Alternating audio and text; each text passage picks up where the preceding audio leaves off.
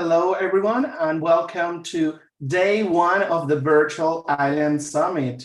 And we have had various sessions today, and it is a pleasure to be the presenter for this session, which is going to be based around issues that are very important for every one of us islanders in the globe, which is the ocean. My name is Saquino. I am the Chief of Staff here at Island Innovation, and it's a pleasure to be here with you today.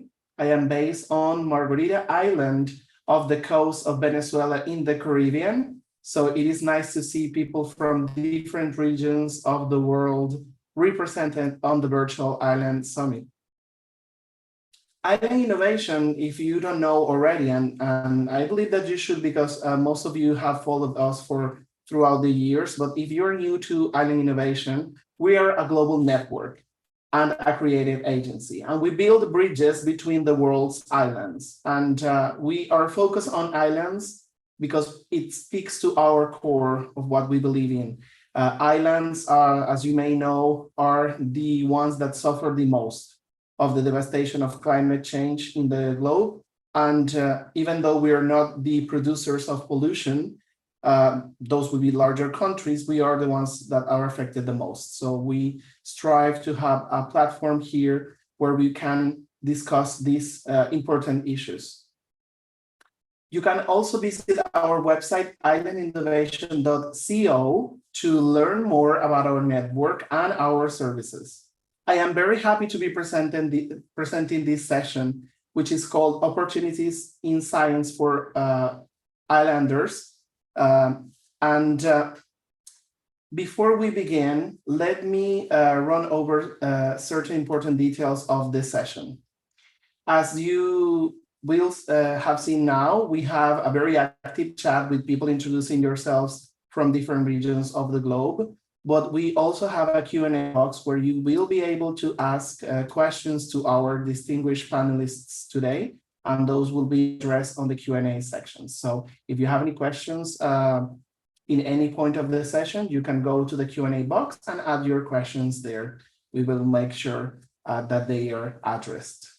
Also, a poll should be appearing right now on your screen, and this poll will help us get to know you better.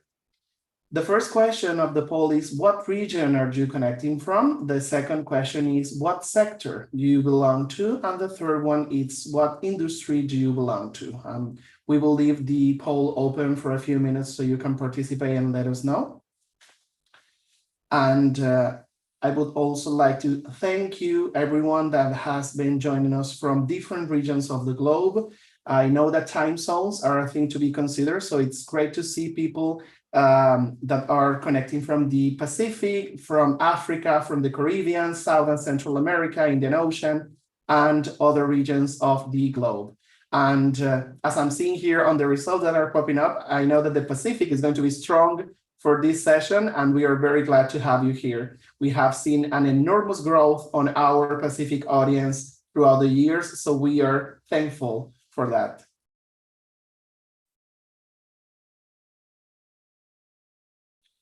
All right, so let's see the results of the poll. As we anticipated before, we have the Pacific, but going strong with the Caribbean on this panel. So we have almost equal representation from the Caribbean and the Pacific on the audience today. And this is followed by North America, Europe, and also the Indian Ocean. And most of you here on the audience belong either to the NGO or the private sector, and we have a large section of the audience that is on the academia and government sectors. And as far for the industry goes, and I knew that was going to be the case, we have oceans conservation and environmental services as the majority of people on this session, followed by tourism and waste and circular economy. So thank you. Now, without further ado, let me introduce to our moderator for this session, Austin Shelton, PhD, Director of the University of Guam Center. So thank you, Austin, the floor is yours.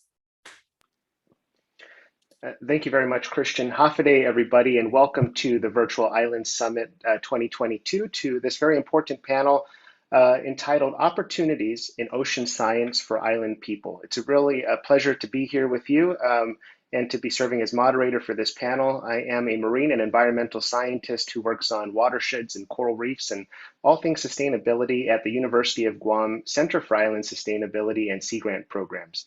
And so for this panel, we will want to talk about island communities and how they are intrinsically linked to the ocean, which has shaped for thousands of years the cultural heritage, the history, and the societal bonds.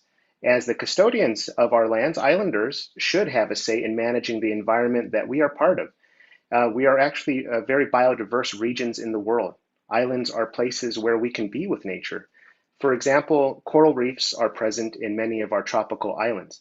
And coral reefs occupy less than 1% of the ocean floor, yet they are home to more than 25% of all marine life in the ocean. Sustainability is about meeting the needs of today without compromising the ability of future generations to meet their needs. And so that takes wise stewardship to ensure that we have ocean resources for our island people today and into the future. And we have to do this through scientific research. We know that there is so much more to explore in the ocean and to understand. We have deep sea resources. We have thousands of marine species that are before our eyes, but we need to do so much more to understand them better, to understand the connections between the ocean currents and eddies and upwellings and seasonal patterns, how we affect each other. We need to learn more about the blue economy and find opportunities how to use ocean science to cultivate sustainable economic development and food security, and find ways to create healthy environments for our ocean through pollution prevention and the latest technologies to clean up marine debris, oil or chemicals. We also have to understand ways to improve our policies to address these issues and use data tracking for in island dashboards to keep track of all of this information. And lastly, I think that it's really important that we think about capacity building. Especially for islander scientists. We need more islanders to be working in the ocean science place. And so they have very important localized experiences and a deep connection to the place, which is critical for building a sustainable future for the ocean and island people. And so we're having a really exciting panel today with experts in ocean science, in policy, and in data collection and so forth. And I'm excited to introduce all of these distinguished panelists to you. But just first to let you know how we will proceed with this panel, we're going to hear from each panelist for a few minutes to go over the work that they're doing in the ocean science space and some thoughts about the future of ocean science and how we can make sure that there are opportunities in ocean science for islander people. And if you have any questions, please begin thinking about them and use the Q&A function down below on your Zoom room here. We would ask that you state your name and organization and where you're joining from when you're submitting a question. And then I believe as the audience, you can vote up some of these questions that you like the most to make sure that when we have our Q&A session in the last few minutes of this panel, we can get to those questions. Now, without further ado, I'd like to introduce our first speaker of the panel for our opening keynote, and this is the Honorable Dalton Tangalangi, the Premier of Niue. Mr. Tangalangi, welcome to the panel, and looking forward to your remarks. Thank you, sir. Thank you, Austin. Good morning. And falafel and warm greetings to everyone listening in and logging in on this year's Virtual Island Summit. I believe that sharing knowledge is important for Island worldwide, as the theme says, for resilient, sustainable, and prosperous islands. I especially acknowledge the effects and impact that the COVID-19 global pandemic has had on all countries, and believe that sharing our experiences will assist us in our respective recoveries. It is my pleasure to share the government of Niue's achievements and challenges around the blue economy, conservation, and the ocean. And though this will be my focus, I would also like to learn more from the summits, discussions on climate action and adaptation, as well as renewable energy and clean energy adaptation. Niue shares the blue ocean continent.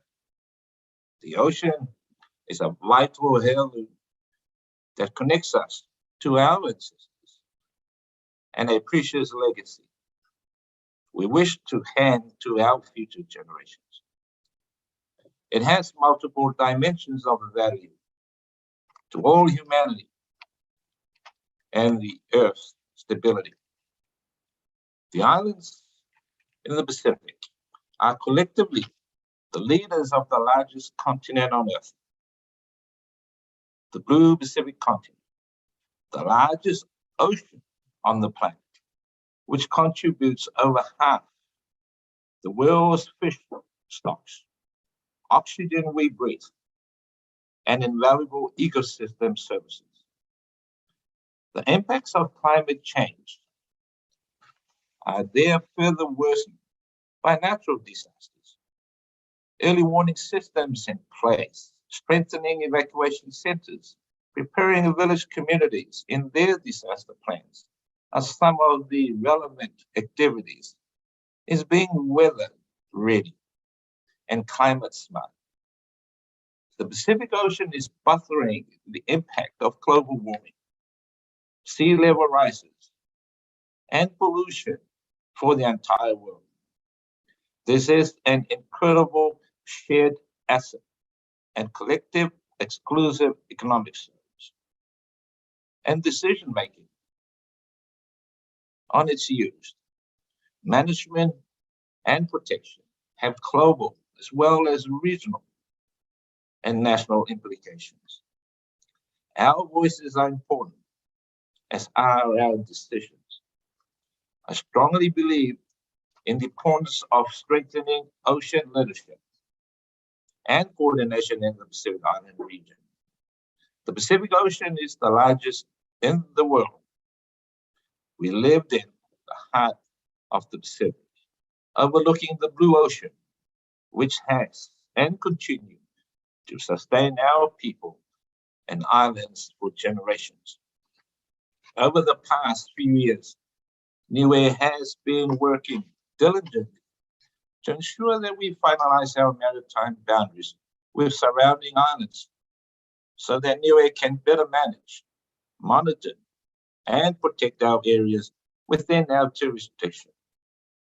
We have one border left to finalize, and discussions with Tonga are ongoing. It is important for islands to ensure that their maritime boundaries remain intact, especially islands that are immediately concerned with sea level rise and the impact this will have on these boundaries. To this end, Niue has made a large contribution to the Ocean Climate Nexus. With over 7 years of invested science, traditional knowledge, cost-benefit analysis, and consultations, Niue has now legally established 100% of our exclusive economic zone as a sustainable, integrated multiple-use marine park, with 40%, which is 127,000 square kilometers, of our sovereign waters as a no-take, large-scale marine protected area, which we call it Niue Moanamahu. This has mitigation, adaptation, and resilience benefits for Niue and will be reflected in our updated National Determined Contributions, the NDCs. The 2021 United Nations Climate Change Conference, COP26, focused on the blue economy. Despite some early progress, there is still a lot of gaps in terms of level of ambition required to safeguard the future of our blue Pacific and the planet. There is also a need to consider with great urgency regarding oceans as an agenda item at the United Nations Framework Convention on Climate Change, the COP27 in Egypt, coming up. Climate change remains the single greatest threat to the livelihoods, security and well-being of the peoples of the Blue Pacific. Niue is a standalone island in the Polynesian Triangle of the Pacific Ocean, and we are vulnerable to extreme cyclones. Our key priority in this area is to establish the governance, finance, and trade systems to assist with the relocation, the construction, and recovery of our coastal residents, so that we can reduce disaster risk to our people. Integration of climate risk is also valuable. Climate change and oceans, fisheries and aquaculture, health and food security are some of the key areas of interest that continue to directly affect the Pacific region. Although COVID-19 contributes to affect our economies, it has reminded us to work together comprehensively in cooperation with all partners to achieve our immediate and strategic goals. We have been talking about climate change for so many years now. We have also attended a number of international conferences, roundtables, and many more. Yet, we are still facing challenges, especially when it comes to accessing finance to support our national efforts on climate adaptation and mitigation. It is critically important that climate finance is expedited effectively, efficiently, and immediately in order for us to respond to changes caused by human-induced climate change. The cost of not doing this is greater loss and damage, especially for small island developing states who are on the front line, and we have the least capability to recover. Our vulnerable communities at the grassroots level are also undertaking education and awareness programs for climate science applications. Knowledge management and communication is key in harmonizing all efforts to build climate resilience for the future. As global warming continues, our fight to ensure the global temperature is well below 1.5 degrees Celsius at pre-industrial levels is and will be an ongoing feat. Niue continues to support the call for more action at international forums and have explored new innovative homegrown solutions to help ourselves and present realistic and feasible options for international partners for support. Based on decades of experience, which what has and hasn't worked for us in the region. In July this year, at the Pacific Islands Forum in Suva, Fiji, Niue introduced its newly developed Fit for Purpose, innovative, sustainable financial mechanism, and world first innovative capitalization modality, the Ocean Conservation Credit, the OCC.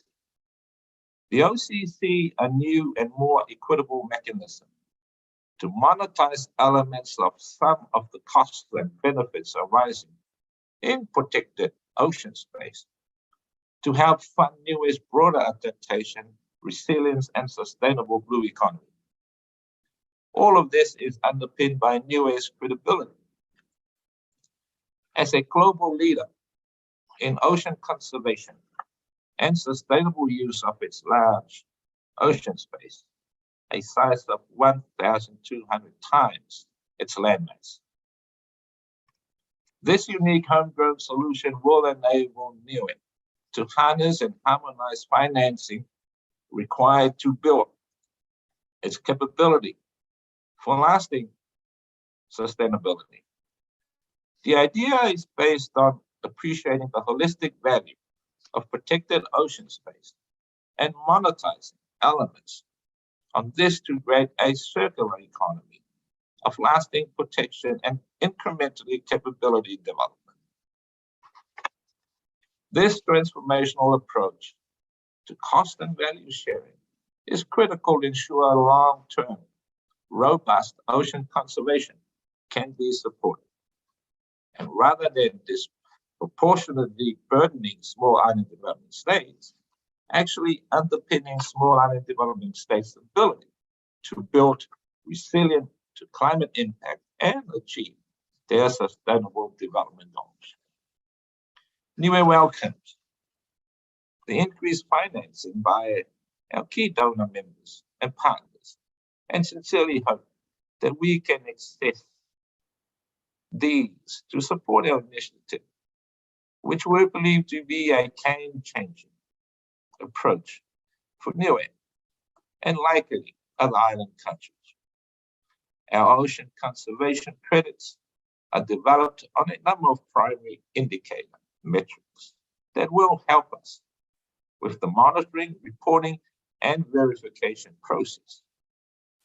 These metrics are important aspects of the OCCs because we have to provide an annual report to the OCC's holders. The government of Niue has not done the work alone. The Sustainable Niue Ocean-wide project is a public and private partnership that is and has been with the local non-government organization, Tofia Niue. Together we acknowledge and sincerely thank the regional agencies, the SPCs, BRIP, the FFA, the OPOC, the UNDP, and our partners from the Ocean 5, of course, Blue Nature Alliance, Pristine Seas, and the Global Islands Partnership for the support and efforts in presenting on my behalf Niue's new and innovative financing mechanism at the recent United Nations Ocean Conference. Niue needs early angler investors in the OCCs to leverage global markets in the ocean protection, biodiversity, climate finance space. Government of Niue and some key philanthropic partners have already committed to supporting every purchase in this vein. And Niue is hoping to secure additional key bilateral partners for this purpose as well. Niue is hopeful New Zealand will also support this initiative, given our constitutional and long-standing relationship. These early investors will help to unlock the commitments from others when Niue's go to the market, including from the corporate sector, philanthropy, other donors, and potentially crowdsourcing. More and more global corporates and citizens believe that investing in some of the last pristine ocean space on Earth will have global returns on environmental sustainability that are absolutely worth it. Based on this credible commitment, Niue is determined to ensure the value of maintaining this blue asset is appreciated and shared by the global community, who also benefit from its ecosystem, services, and important climate change mitigation and adaptation capability. Anyone wishing to learn more about Niue OCC and the technical aspects of our innovative idea should log into the session on sustainable financing for the Pacific Blue continent to achieve 30% marine protected areas and 100% sustainable management, which Ms. Coral Basisi, the Senior Advisor to Director General of the SPC, the Pacific Community, will be presenting to you all later. As a leader of Niue, I am very proud of these achievements, though I also recognize that with these commitments, there are also costs involved. And that there is a disproportionate burden associated with this. Despite this, I'm committed to continuing our efforts to build a system of sustainable development. I wish you the very best in your discussions and your deliberations today for the greater benefit of this summit. I thank you all, and God bless you all. Chloe.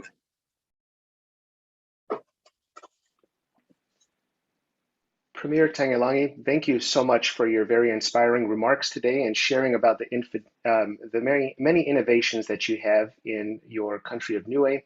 It's very inspiring to hear about your Niue multiple use marine park and all of the incredible work that's going on there, and your strong stance to protect over 40% as a no-take area. We really appreciate that example for other island nations to be following, and also for your very important call to turn ocean science into action through more access to climate finance. Thank you very much, Premier Tangailangi, for joining us today as our opening keynote speaker for this panel. Next up, it is my honor to introduce our next speaker. Preeti Sinha is the Executive Secretary of the UN Capital Development Fund, and she has a wealth of experience as a globally experienced investment and development banker with a 30-year track record, and we're really excited to hear about all of her important work and perhaps more opportunities for financing this important work for ocean science and action in this space. Ms. Sinha, the floor is yours. Thank you for being here. Thank you, Austin, and it was really inspiring to hear His Excellency before me. Let me say, that I'm really passionate both about ocean science and also the lives of the people related to the ocean economies on islands, on coastal areas. You had asked us to introduce ourselves somewhat, so I'm Preeti Sinha. I have the privilege of really leading the UN Capital Development Fund. We are a fund set up by the member states of the UN back in 1966, so we're actually 56 years old. And I would say at the UN, we are able to do a whole range of financial structures. So starting from grants and technical assistance on one side to loans, guarantees, blended funds and bonds. And this is a fairly unique feature of the UN to serve as a hybrid between the development world, which is grants, and the development finance world of loans. So having said that, I come to you with the representation of a very interesting fund that we have called the Global Fund for Coral Reefs. So let me take inspiration from your earlier comment about the importance of coral reefs and therefore how it impacts the lives of people and the ocean economy. Coral reefs, in my view, is just not valuable. They are vital. They're very, very much vital to sea life and also the lives and livelihoods of people. So reefs, in our estimate, support 1 billion people worldwide and 1/4, as you mentioned, of marine life. So we just think that the loss of coral reefs would be catastrophic. It would collapse livelihoods, erode food security, decrease coastal protection, and thwart climate adaptation. But unfortunately, we see that reefs are in mass decline. More than 90% of the global reefs could disappear if we don't take action on ocean science, on investment, on business models that protect them and increase their resilience. So the remaining reefs that have the potential to survive climate change have also some threats from local drivers, such as plastic pollution, destructive tourism, unsustainable fishing, as well as agriculture and wastewater runoffs. But I tend to be a more solutions-driven person than a problems person. So while we have articulated these crises, it is just to say that we need to take action. And there are public sector resources. There are the donor countries around the world, our colleagues, Australia, Germany, UK, France, that are supporting these initiatives, but also private sector resources are needed to bridge the coral reef funding gap and support overall ocean health. And I was really pleased and impressed to see the number of private sector people. We have the maximum of private sector people on this important conference. And here I'm hoping that there are both entrepreneurs in the audience as well as investors, because we need the ocean people to come up with business models to create businesses that will preserve the corals, and then at the same time look at investors to invest in those businesses. So we're doing some of that. So with your permission, let me outline some of these solutions in our global fund for coral reefs. So we call it Reef Positive Investment and the Realization of the Potential of Blue Economy. So we launched the Global Fund for Coral Reefs less than 2 years ago as the first and only blended finance instrument available for coral reefs globally. We were very proud to be supported by a powerful and growing coalition of investors, both public and private. And the idea, as I mentioned, is to implement a wide array of financial tools to de-risk and enable market-based investment into the ocean economy. So these public and private mechanisms of finance have two components in the fund. There is a UN-managed grant fund, which aims to catalyze impact and create bankable projects. And then there is an equity fund, a $500 million equity fund that will invest in some of the businesses that come out of that first grant window. So this is a blended approach, and therefore we first seek to incubate reef-positive business models, establish sustainable finance mechanism, accelerate anchor investments across small island developing states, least developed countries, and other reef-rich states across the global south. Here I'll pause and say the word, small island developing states. One of the leaders of the island economy said, you are large ocean states, not small island states. And I think the previous speaker also mentioned that.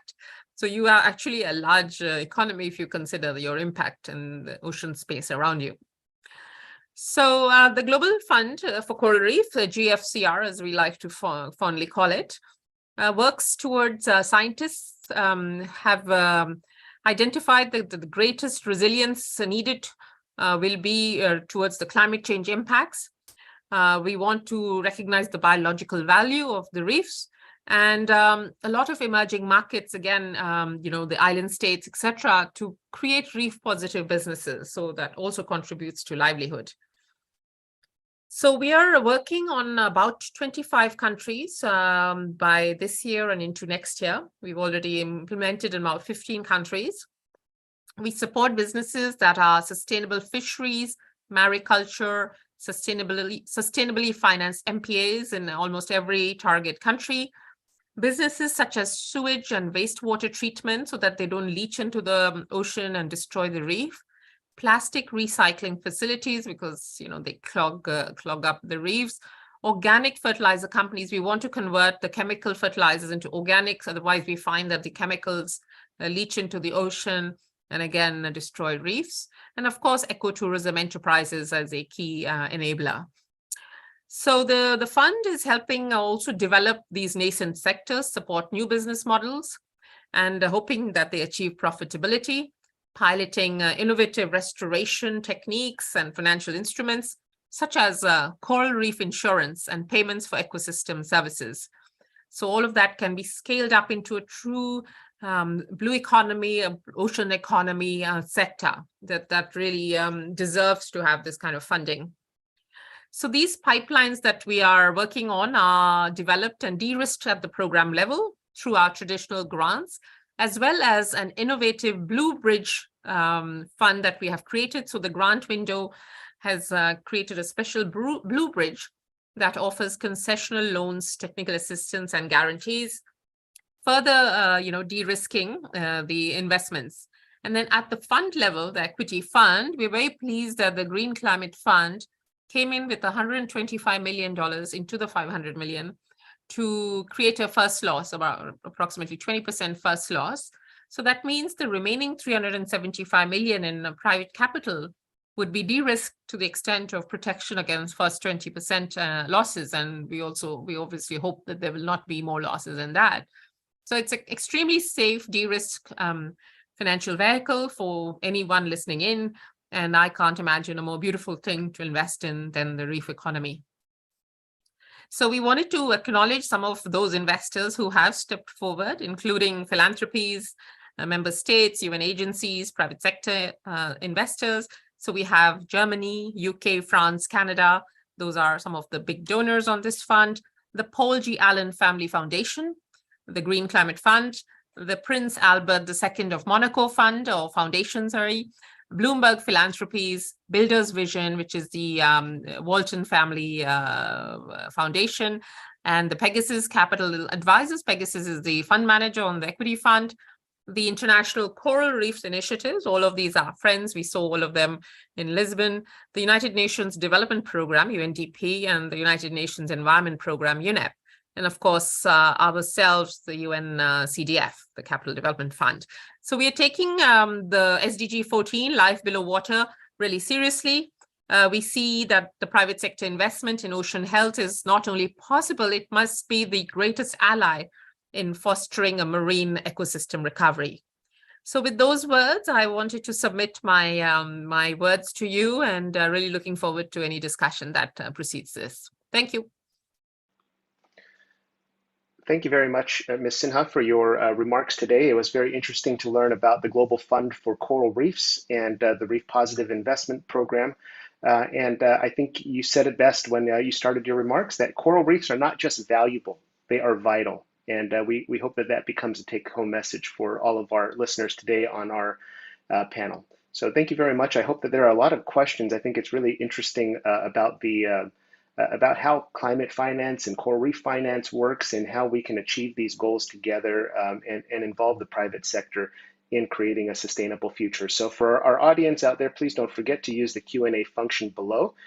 We have a few more speakers, and then we will get to the Q&A portion of our panel in a few minutes from now. So thank you again, Ms. Sinha. And our next speaker up is Anthony Talovely from the Secretariat of the Pacific Regional Environment Program, or SPREP. He is the Director of Waste Management and Pollution Control. Anthony, please introduce yourself a bit and talk about your connection to ocean science, and then share with us the great work that you're doing over at SPREP. Thank you. The floor is yours. Austin, thank you. Thank you very much. And to all the participants, Pulivinaka from Apia in Samoa. Connection to the ocean, I'm an ocean specialist, and my work is driven towards creating a cleaner Pacific for the Pacific people. But before that and foremost, I'm a father, I'm a husband, I'm an ocean user, I'm an ocean enthusiast, I'm an ocean owner because I'm a Pacific person. And maybe like in short, I'm an ocean lover. So my work in the Pacific, my work at SPREP is to create a cleaner Pacific for all Pacific people. The Honorable Mr. Delton Paglangi, the Premier for the Government of Niue, my fellow panelists, ladies and gentlemen. A big talofa and a bulivinaka from Apia. Greetings from our Director General, Mr. Sefanai Nawandra, to you all. And thank you for joining this BIS 2022. I'd like to thank Island Innovation, the host of this virtual Island Summit, for convening such a wonderful program discussing all areas of islands. And we have this ocean science panel to begin this wonderful series of discussion. I can see that there's a huge level of participation in this first session. And I think this clearly demonstrates the awareness of the issues that we face, not just for islands, but globally. I think that, you've heard about the triple planetary crisis. We've heard the Honorable Premier talk about climate change, pollution, coral reefs, from Ms. Sinha, and also biodiversity loss, but also pollution. I think each of these issues has its own causes and own effects, but it needs to be resolved so that we have a viable future for the planet and for oceans and for small islands. And it's no different to us in the Pacific. And thank you to my Pacific people for joining in this session this morning. I think that for us in the Pacific, as you've heard from the Honorable Premier, that the region's natural environment is of paramount importance to its people, to its health, to its prosperity, to its cultural identity and well-being. And I think this is undisputed and is clearly outlined in the 2050 strategy for a Blue Pacific continent. And you've heard a lot already about the Blue Pacific continent. And I should say that this was endorsed at the 51st Pacific Island Forum that was held in July in Suva. And thank you to the Honorable Premier and to the other leaders of the Pacific for endorsing that Blue Pacific 2050 strategy. I think that the leaders clearly recognize that there's an opportunity here, opportunity for the Blue Pacific narrative to enforce the potential of its shared stewardship of the Pacific Ocean and to reaffirm the connection of our people with their natural heritage and the natural environment, culture, and also its livelihoods. I think this is outlined in various regional architecture, in various regional frameworks that we deal with at the Secretariat, at SPREP. We are a custodian of several of this, and I'd just like to highlight a few. You've heard already about the importance of coral reefs. We have the Pacific Coral Reef Action Plan for 2021 to 2030. We have the Pacific Marine Species Program from 2022 to 2026. We have the Pacific Islands Framework for Nature Conservation for 2021 to 2025. We have the Pacific Regional Integrated Strategy to address waste and pollution from 2016 to 2025, or better known as the Cleaner Pacific Strategy 2025. So there are several regional architecture, several important documents that outlines how the Pacific is and is wanting to work together to address many issues that affect the ocean. But having a strategy is one thing, and translating it into action from paper to reality requires effort and commitment.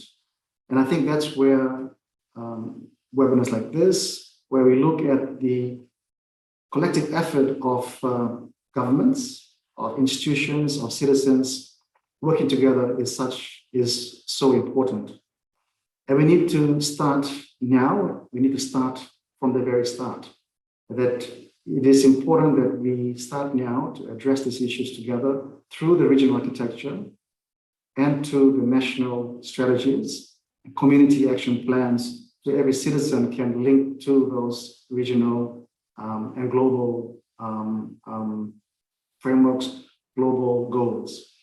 Because if we don't do it now, we will rush at the end to achieve and to monitor or to report against those, as we've seen with several global instruments.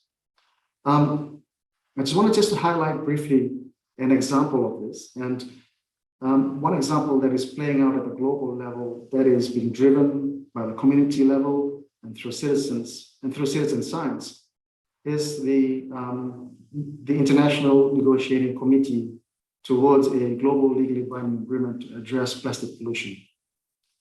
This work started many years ago, but was agreed at the 5th session for United Nations Environment Assembly in February this year.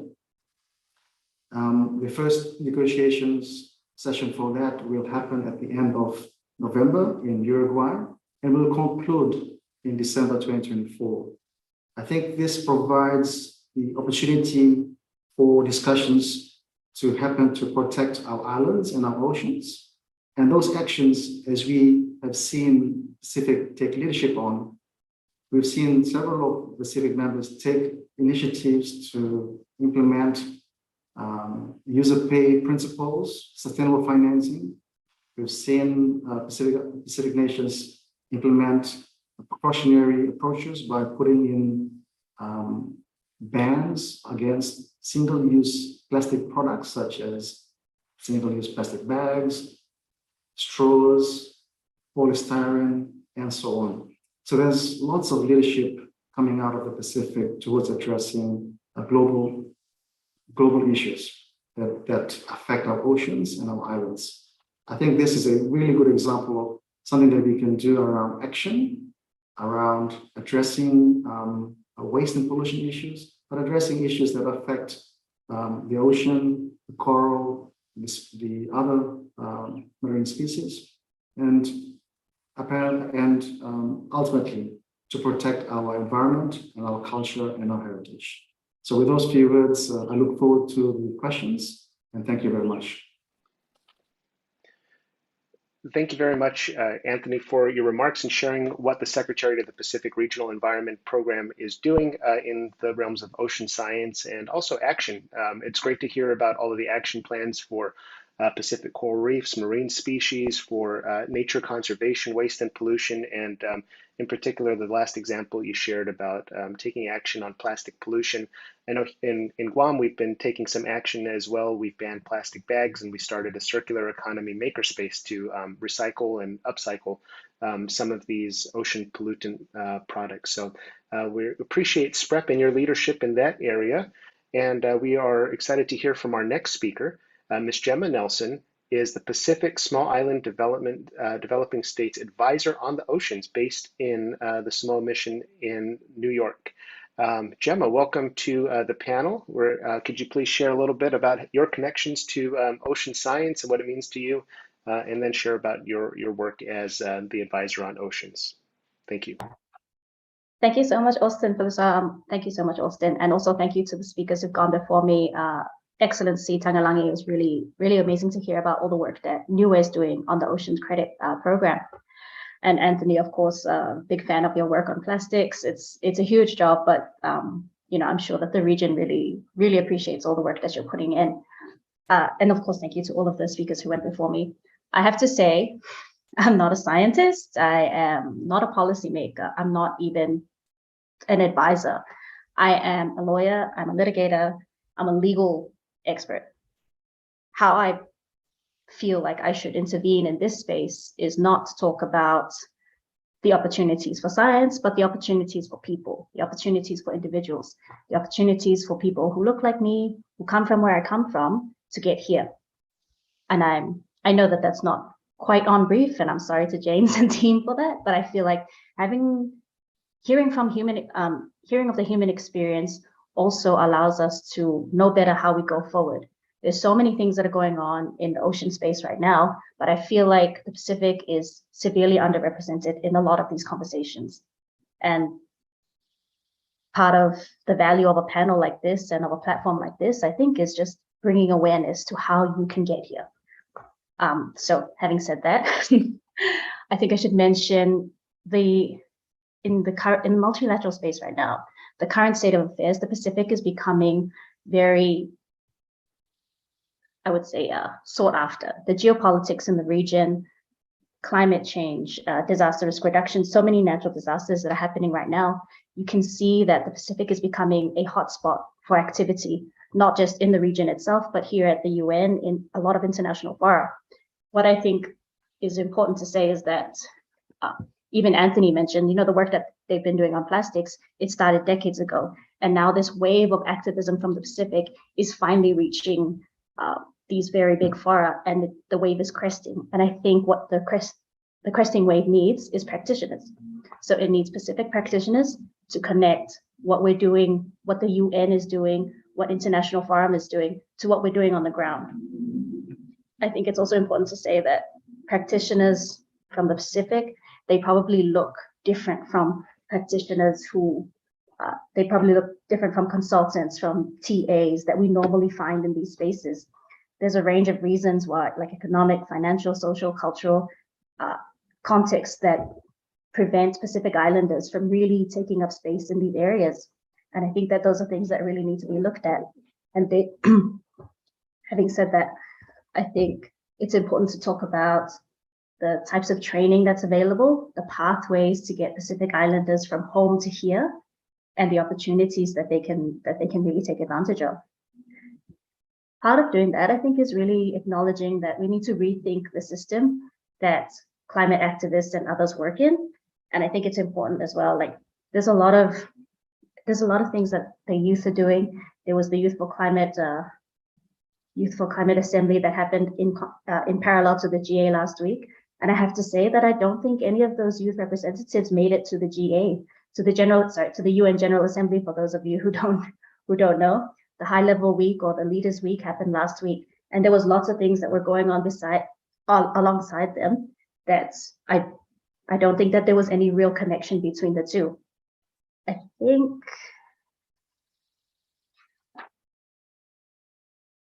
in the international space, there's so much that's going on. Anthony mentioned plastics. He also mentioned BB&J. No, sorry, he did not. He mentioned the plastics INC, but there's also the CBD COP, which is coming up in December. There's the negotiation on a international legally binding instrument on the protection and conservation of biodiversity beyond national jurisdiction, which is a mouthful, but in short, it's BB&J. It relates to, I think, what Preeti was saying about the protection of reef and biological resources. There's also the COP27 coming up in Egypt. There's the fossil fuel treaty that some people are talking about now. There's also an ICJ, a movement from Vanuatu to bring an ICJ advisory opinion on the impacts and the rights and obligations of states relating to climate change. So there's lots of things that are going on. And I think it's really important to have connectors, to have Pacific connectors, to have Pacific practitioners connecting these movements back to governments. I feel like it's extremely important to understand the value of having someone who speaks to Pacific governments, so having someone who speaks to Pacific activists in a way that's contextually and culturally appropriate, because I feel like that's just missing right now. There's a lot of disconnect between international movements and what's happening on the ground. And, you know, I would like to hear more maybe from other panelists who maybe work in the more formal space, the more office space looking areas, what you think are the ways that we can connect those two areas. You know, in the international law space, for example, I think enhancing the participation of island actors, it will not only bring the type of quality of advice, like the lived experiences from different people, but it will also bring, I want to say, maybe a unique perspective of Pacific Islanders to solve Pacific problems. And I think I see that, you know, I think Kaimana is coming after me, but Anthony went before me and Honorable Taungalangi. There's lots of solutions that are going on in this space, and it's really important to have them contextualized to the issues that Pacific Islanders face. So with that, I'll just sign off. But thank you so much, Austin. Thank you, James. Thank you, Gemma. It was really great to hear you bring the human element into our panel. I think that fits very well, since our panel is entitled Opportunities in Ocean Science for Island People. And great remarks on this urgency to reduce some of that disconnect between those discussions happening at the high level to what's happening on the ground, and getting more Pacific Islanders to solve some of these specific problems. We have lots of work to do in capacity building in this ocean science space. So thank you again, Gemma, for those wonderful remarks.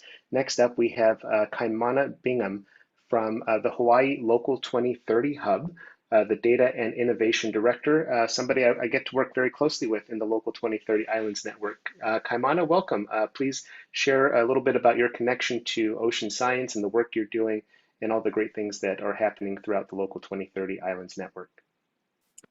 Mahalo, Austin, and thank you all for allowing me to speak on this panel and follow all of these really wonderful presentations and subject matter experts. I also am not an ocean scientist, but I am a data scientist, and I manage a public platform that really demonstrates our commitment to policy and implementing policy. And one of those areas is our natural resource management and our marine managed areas. So I'll talk to that in a bit, but I'm really delighted to have the opportunity to share Hawaii's experience with you folks today. And I would really like to highlight three things that have been continuously shared throughout this session. And one is the need for a high-level political commitment to achieve shared goals. Secondly, the importance of public-private partnerships to carry the commitment beyond political cycles. And finally, the importance of measuring progress through a publicly available dashboard that really provides that accountability. So I'll just start off by saying that inspired by the Micronesia Challenge and the Caribbean Challenge, Hawaii launched the Aloha Plus Challenge in 2014. And the name Aloha Plus Challenge links this to the other similar initiatives in Micronesia and the Caribbean, as well as in European islands. The Aloha Plus Challenge is Hawaii's locally driven framework with strong political leadership to implement the United Nations 2030 Sustainable Development Goals. Our 6 priority areas are rooted in existing commitments to deliver progress. And as islanders, we realize that we need success in all of these areas to truly create the circular economy and sustainable way of life. So our 6 priority areas include clean energy transformation, which builds off of our 2015 Hawaii Clean Energy Initiative. Our local food production is rooted in our 2050 sustainability plan. Our natural resource management, which builds off of ongoing conservation commitments such as Hawaii's Interagency Biosecurity Plan, Hawaii's Clean Water Initiative, and our Hawaii 30 by 30 initiative, which I'll discuss in more depth in a few minutes. Our solid waste reduction stems from our 2001 goal to reduce the waste stream by 50% and has ambitiously been increased to 70% reduction. Our smart sustainable communities tracks progress against Hawaii's commitment to the Paris Climate Agreement, and our green workforce and education tracks quantitative and qualitative data to equitable access to education and workforce. And really the process behind this initiative and creating the deliverables around these priority areas include convening and connecting diverse partners, engaging in short-term consensus building around longer-term goals, and identifying shared priorities. I think that is a big component of being an islander is we talk in the sense of shared values and shared priorities. And so building consensus around that really drives progress. And then we coordinate action across stakeholders to drive those deliverables across sectors. So with the Aloha Plus Challenge and the 6 priority areas, that really provides a framework for us to balance the shared goals, and the dashboard provides important benchmark data from which we can track our locally relevant progress. So an example and the focus of this session today is our natural resource management priority area, which includes our marine managed areas. So like most islands, Hawaii is particularly dependent on a healthy marine ecosystem. Protecting this precious resource through marine management is critical to sustaining livelihoods, protecting biodiversity, and preventing economic loss. Fishing and tourism are at the heart of Hawaii's coastal economy, so ensuring that these industries are managed sustainably is crucial to the vitality of Hawaii's oceans and to ensure that future generations continue to benefit from these resources.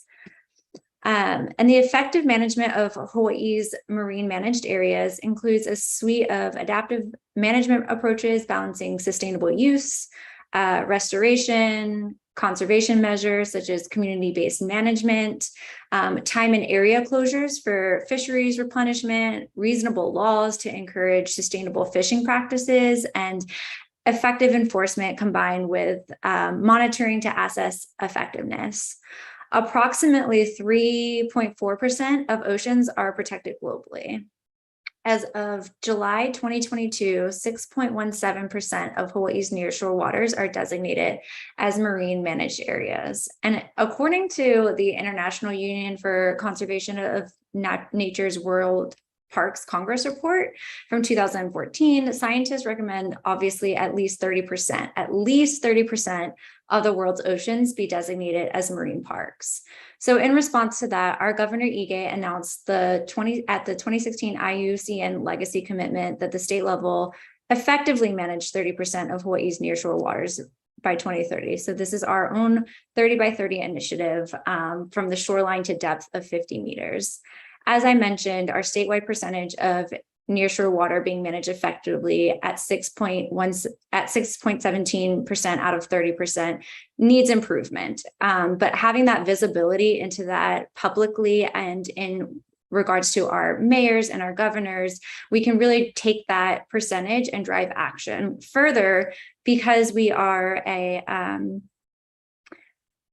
multi-island state, we have disaggregated data because each island and each island community that makes up our state of Hawaii really needs that disaggregated data to show how they can improve, how they can share that information with the other counties. And I would just like to plug in that even though our overall percentage is 6.17%, our Hawaii Island is leading with a 25.26% out of 30% of our nearshore waters being managed effectively.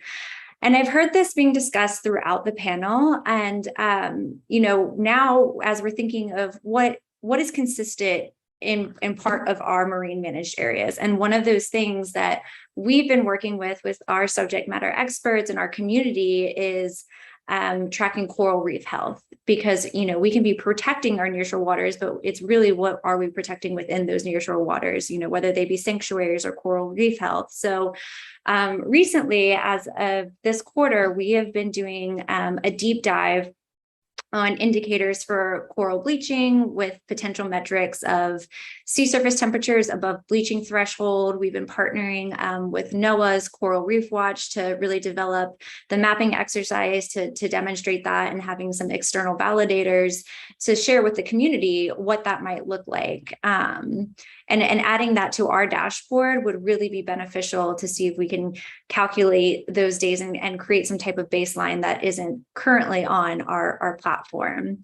The second, metric that we are starting to discuss is the coral reef management and the measures of the commitment to protecting coral reefs. So percent of coral cover within the marine managed areas as a proportion total statewide percent coral cover. And that's something that we have other partners that are, again, helping us validate some of this data, really think through how that should be displayed and how that will benefit and impact the community. The last metric that I'll maybe touch on is, coral reef management plans. And we work very closely with our Department of Aquatic Resources to look into that. And, as a recurring theme, I think that the bottom line is that reefs require very local management. And it's really difficult to aggregate data across the state or region into one indicator that tells us about coral reef health. But these are some ideas that we would like to build out further and that we can share out with our partners and other island members who are also interested in looking at the same types of indicators. Hawaii, with the systems thinking and indigenous knowledge, is very well positioned to help lead in implementing Hawaii's statewide sustainability goals, and our partners in the community are already providing leadership and action that can be scaled to support the United Nations Sustainable Development Goals, and recognizing that when we mobilize at the local level, we can drive this progress globally. To Austin's point of us working very closely together, I'd like to take note that Hawaii is co-secretariat along with GLISPA, which is the Global Island Partnership, to the Local 2030 Island Network, which is the world's first global island-led peer-to-peer network devoted to advancing these sustainable development goals through locally driven solutions. I think the key word is locally driven solutions. We heard it earlier in the session, and the network that provides this peer-to-peer engagement between islands to share experiences and spread knowledge to identify and implement best practices is really the solution. I think as islanders, it is our responsibility to or kuleana, to steward the land and the ocean and to protect it for generations to come. So that is my data spiel for this. And thank you, Austin, and to all the panelists and all the folks who are attending this session. Thank you very much, Kaimana, for sharing about the Local 2030 Islands Hub. it's really interesting the way that we're using this model to create change in a more sustainable future through high-level political commitments and public-private partnerships to carry these commitments beyond political cycles. Thank you for sharing about that. And I really like your point about Hawaii only managing about 6.17%, I believe you said, of the marine managed areas, but having that tracked on your public dashboard is a great way to keep that visible and to keep the public commitment to get to the 30% that's needed for Hawaii and almost all places in the world. So thank you very much to all of our esteemed panelists for sharing their remarks about their thoughts on ocean science for island people. We have enough time for, I think, a robust Q&A session, about 20 minutes. Please keep the Q&A questions coming in. I invite all my panelists here with us to turn their cameras on, and we can start having a discussion and answering some of the questions that are coming through so far. Ms. Sinha, if we could start with you, there seem to be a few questions about the UN Capital Development Fund and some of the finance options that you were sharing about. Perhaps you could tell us a little bit more about how those funding mechanisms work, who can access them, and how you can access some of these funding sources. Certainly, Austin. And I was looking at the questions. I'm afraid I'm on a strange computer, so I can't type them, but maybe a colleague of mine, Nicole, might join in and type them for the review. But let me answer the first one. Can we, invest with NGOs or only government ministries? So for the NGOs, they are often our convening agents in the country. So because we are the UN, when we launch any kind of investment call for proposals, we have to do it in a public bid fashion. So let's say we went to a country, we would say, the Global Fund for Coral Reef is here, please apply. And then the NGOs are often the ones who apply to be the convening agents. That means they will find the investment opportunities for us. So in that way, we obtain efficiencies in sort of having a central convening, one or more convening agents in the country versus each project. So that's a role for NGOs, and we're doing that in many countries. We had a second question, if I could. There was one from Antigua and Barbados, and I wanted to say to her that while we are in 25 countries right now, Antigua is not one of them, but we are constantly developing a new program for new countries. So we will advertise that on our social media for the GFCR and also on our newsletter. And I'm just working to get you links on that into the chat. So maybe I'll stop here. There are some other wonderful questions. In terms of the companies that might be listening in, the early stage one, we encourage the application to our Blue Bridge. So our Blue Bridge is the specific early stage investment vehicle, and we'll get you some contacts for those as well. Thanks. Thank you, Preeti, for those answers. I think next we can go to Anthony from SPREP. Can you share some examples of what steps have been taken to prevent pollution of the ocean, perhaps at the community level in the islands you've been working with? Sure, Austin, and very, very, very good question. As we've heard from the panel, the solutions will have to be at the community level. Right? So it's very good to have the global, regional, and at the national, but at the community level, that's where everything, if you're going to have solutions, it has to be at the community level. I think that I just wanted to add before I move on is that the community are the experts. And it's very often that we think that community don't know much about science, they don't know much about waste and pollution. But they are the experts. They are the experts in their own right. They know what works, what has been working for many years. And our work in the communities is to make that link. So it's the link between communities, private companies, and governments. And to make that link so that they all are linked and integrated and work together. So that we have the national legislations that's implemented by the village, by church communities, by different associations at the community level. One of the programs, for example, Austin, is that we're looking at sustainable financing, and I wanted to mention that because it's such a important topic for sustainability. What we find is that we have communities that want to pick up rubbish, they want to have a cleanup day. That's all well and fine.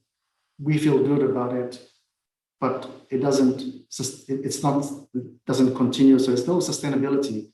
We seem to be picking up the same rubbish, perhaps once a year. If you do it more often, you pick up the same rubbish every month. So taking value to waste, so having sustainable financing that puts a value to waste is so critical. No one intends to pollute the environment. No one intends to throw rubbish into the ocean.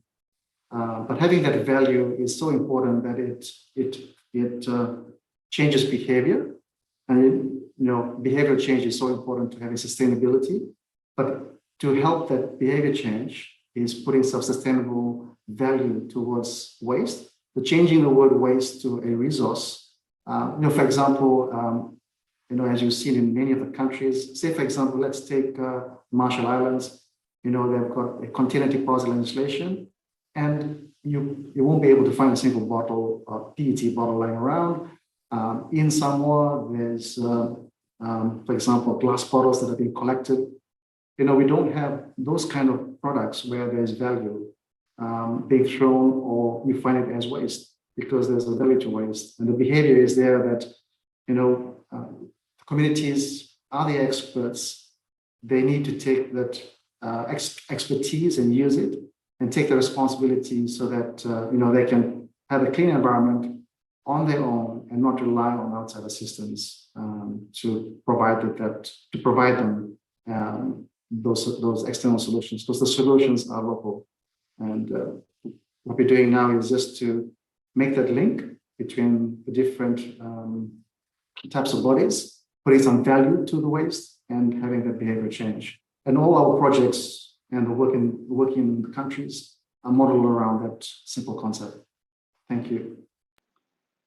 Yeah, thank you for those answers, Anthony. And I really like the point about when we're talking about the circular economy quite a bit, we need to think about waste as resources and put value to them. I think that's a great step to reduce some of this pollution at that level. Let's see, we can go to, we have a few more questions coming in. Audience, please keep typing your questions in the Q&A chat function. We have a comment here, perhaps Gemma can take this one. You've made a lot of excellent points around inclusivity and representation in the space, especially from islanders. Do you know of any specific programs geared towards ensuring this inclusivity? Thank you so much for the question. And I think this is an important point because there are none, not in this space. I think we recognize that island governments need advice, but for so often, we fall victim to consultant capture, where we just keep going for the same consultancies. It's a CV with all of the right qualifications and the correct number of years of experience, but that person doesn't really know the region, and people from the region who are definitely qualified, often there are other factors to consider why they may not be able to take up such a position. One of them is just the cost of travel. Before the panel started, I think I was speaking to Anthony about the cost of traveling back home to Samoa, and we agree that it's the cost of putting down a deposit for a home. How do you justify taking someone out of their home into an environment like this? So I think maybe reimagining the ways that we give advice to governments, reimagining the ways that we, just like Anthony said, connect governments to the people, making room for special circumstances that islanders have to face when they work in this type of space is really important. I will say, for myself, I worked for the Samoan government for 5 years and found myself here purely by chance and decided to apply for this position. I would say that there is no pathway for islanders to get here. It's something that's super important to identify. It's something super important to talk about, to create awareness that there's no path for us to get from home to the UN. there's no path for us to get from home to the really niche advisor roles. And I think creating awareness of not only the value that we bring to the space, but the real need for it is important. And if anyone wants to send me their email or their CV, please do so. I've already had a couple of LinkedIn nudges, but I'm happy to provide whatever information I can on those issues. Thank you. Thank you very much, Gemma. And that's, we have to really be creative and find advocates also like you who would look out for other Pacific Islanders to share maybe not an established pathway, but at least learning from your experience. I know a lot of students or youth out there can find their own pathway and adapt your lessons to get to similar careers like that. I know here in Guam, I'm privileged to be one of the very few indigenous people who are a scientist for coral reefs out here, and we're trying to find way more opportunities in ocean sciences. And now we do have that through the National Science Foundation. That is a U.S. Based program, but we have training opportunities in ocean research for Guam, the U.S. Virgin Islands, and Puerto Rico through the NSF Seas Islands Alliance. And I know that there are other Pacific Island universities that are offering some similar trainings, like at the University of the South Pacific. There's new climate change programs, and it's really great to see that there are now opportunities for our Pacific Islander students to be getting this really important training to find Pacific Islanders to develop these specific solutions to these problems. Now, let's see, we have some more of the finance questions, it looks like. Perhaps Preeti, if we could, there's a question here about some technologies. I could maybe not to be specific on one type of technology, but maybe if you have any examples in projects that you've seen funded through the Capital Development Fund, some innovations that you're seeing working, and those types of projects that entrepreneurs should be thinking about and coming to you for finance. Are there any technologies that are standing out in the ocean science space that you've seen funded recently? Certainly, Austin, and maybe just referring to the earlier speaker, Gemma, as well. So just from our perspective at the UN, we do have people in almost every country around the world. So at least 170 of the 193. So I would, you can reach me, put my email in the chat, but we can connect you with the local offices. Just, we certainly want representation. We do have offices, for example, let's take the Pacific, there's Fiji, Suva, and then, each of the islands, PNG, Tuvalu, etc. There was also a question of why can't, I think, independent sort of territories apply. So certainly we're not just talking about islands, but also coastal economies, Tanzania, Zanzibar, of course, and the Philippines, etc. So in terms of technologies, Austin, so let me give the example in Fiji. So, the convening agent there is Matanaki. That's a really wonderful woman running a kind of an accelerator. And the three companies we have from there, one is a shark diving company, and we invest in that so that there can be that ecotourism, the value of the reef as livelihoods, protecting it obviously, so that the revenues from the ecotourism can help also in the protection in the region. Then, as I mentioned, there's a chemical fertilizer. So on Fiji, the company is using chemical fertilizers for sugarcane growth. And so we are linking actually the fertilizer to the landfill project. So there's a unfortunate big landfill area. So we're taking some of the organic waste from the landfill and helping the fertilizer company make organic fertilizer. So it's reducing, the impact of both those occurrences. So I think converting, waste into organics, that's one model. There was, of course, a lot of mention on the plastic businesses. Those are certainly very, very appreciated. There was something on green hydrogen, etc. as well. So all of these, but those are perhaps 2 or 3 examples I could give you right away. Thank you. Thank you so much, Preeti. And perhaps if anybody would like to answer this other general question about funding in general, large funding sources, about how do you keep the funding tail from wagging the local management dog? So I guess that what that means is there are national and international priorities that come down, and you have to, the local communities need to compete for funding sources in those priorities. How do we ensure that the local priorities are rising to the top, and the local solutionaries are able to find funding for the solutions that they know will work for them? Any thoughts on that from our panel?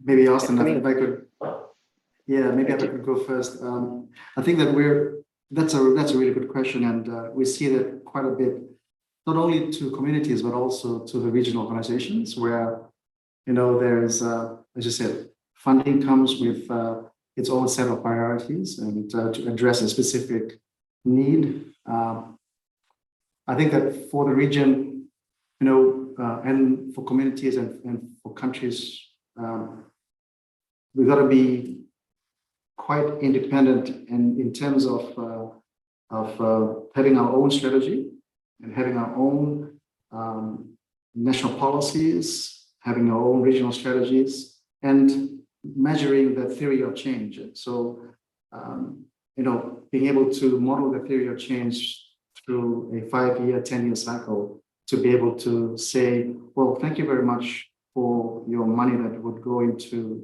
that to go into a certain project, but our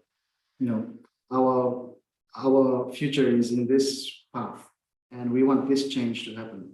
So I guess it's recognizing what your national policies are, and at the region, at the national level, at the community level, and monitoring that change over time. I think that's quite important, but it's difficult to do. And most times we are more reactive than proactive, which is unfortunate. So we need to move away from that model, or whether we are receiving funding, to dictating what policies the funding are going to help. So that's just a bit of a bit of a start. Yeah, thank you for those points, Anthony.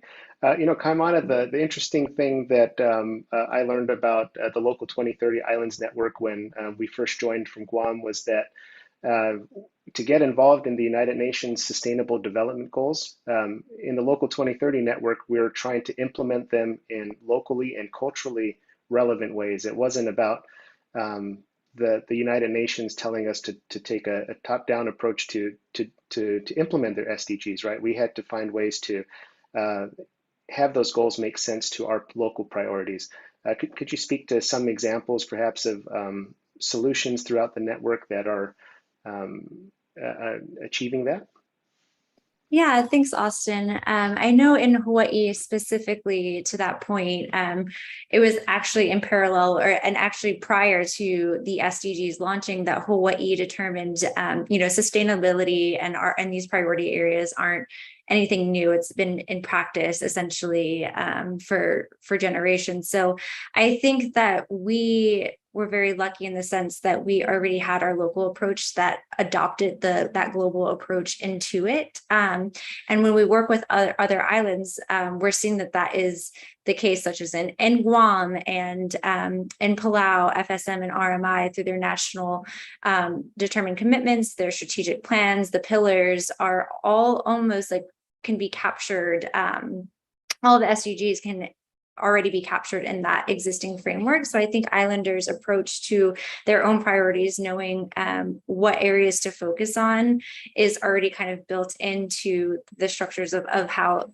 islands have survived. So I really think that that top-down model approach doesn't quite fit. That is kind of our whole background and approach to solving these global issues and these committing to these global goals is it has to be implemented at the local level. Those local managers, those local government officials, the community first and foremost has to determine those metrics and those policies of which will then get us to our 2030 SDGs. So thanks for raising that. Thanks, Kaimana. And so we've been making good time on this panel. I'd like to, we're going to start wrapping up, and I just would like to begin asking our panelists for final thoughts or a synthesis on what they've heard so far on our panel for ocean science for our islander people, and what they think the best next steps are to go forward in future conversations, or for ensuring that there are more opportunities in ocean science for our island people going forward. If anybody would like to start, just 1 or 2 minutes per person, and then we'll be wrapping up. Preeti or Gemma, it would be your turn next if either of you would like to take a shot. I'll jump in, Austin, for sure. Thank you. So I think the main theme for me would be we want to hear of business models. Think obviously eventually how to make those models profitable. And so to try to look through our contacts on the fund and our local offices as well.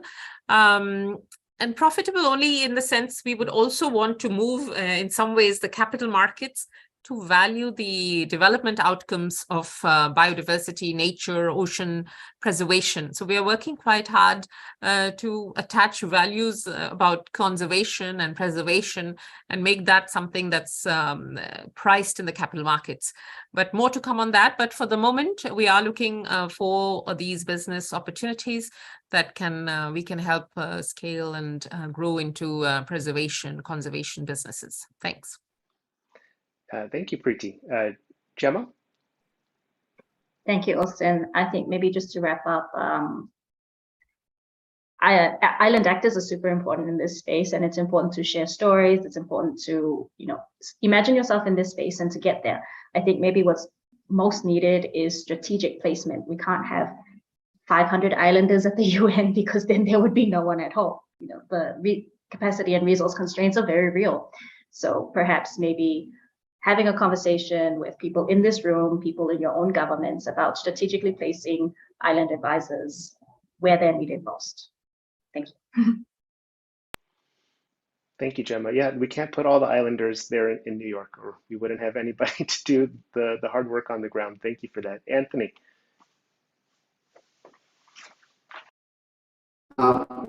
Very, very interesting. And I think for me would be just to make those linkages, continue with those linkages between communities, between private sector, different associations and governments, because no one intends to pollute, no one intends to harm the environment. We live in our villages. Why would we want to harm it? So it's about making those linkages, and I go back to Preeti's point about making those linkages around the value of the resource. Not just the value of the product, but the value of our environment. I think that's maybe some work more need to be done on that, and the data is so important. And that's going to build up the expertise in the communities even more. And going back to Gemma's point as well. Thanks, Austin. Thank you, Anthony. And finally, Kaimana. Yeah, thank you. I think going off of Gemma's suggestion and really strategically positioning islanders and island communities front and center. I know that we have conversations about COP27. We, participated at UNGA in some capacity, but really having that island presence and that island leadership as the world model is going to get us where we need to go. So I know that we have about a minute or 30 seconds left, so I will close with that. Thank you so much, everybody. And thank you for our opening keynote speaker, Premier Tangalangi from Niue, for starting us off on this incredible panel, and to Gemma and Preeti, Kaimana, Anthony. Thank you so much for taking the time to be on this Ocean Science for Island People panel. I think we got to hear a little bit about ocean science and a lot more. We got to hear about the data science and climate financing and creating a healthier environment, preventing pollution, and also very important points about building capacity, inclusivity in the ocean science space in the management for finding solutions for our island problems. Thank you very much to all of our attendees for attending the first day of the Virtual Island Summit 2022. And I'll hand this back over to Christian and the Island Innovation Team. Thank you for having us. Thank you so much, Austin, for moderating this session, and we appreciate it so much. And to all our speakers, it was an honor and a privilege to listen to your interventions today. So I want to let all of you in the audience know that we have a session coming up at 8 p.m. New York, 1 a.m. London, and 10 a.m. Sydney, which is titled Sustainable Financing for the Pacific Blue Continent to Achieve 30% MPA and 100% Sustainable Management. This session is sponsored by the Wade Institute, and it's in 30 minutes, so please do not miss it. And thank you again, everyone, for your attendance, and hope to see you on the next session and all through the week. Thank you.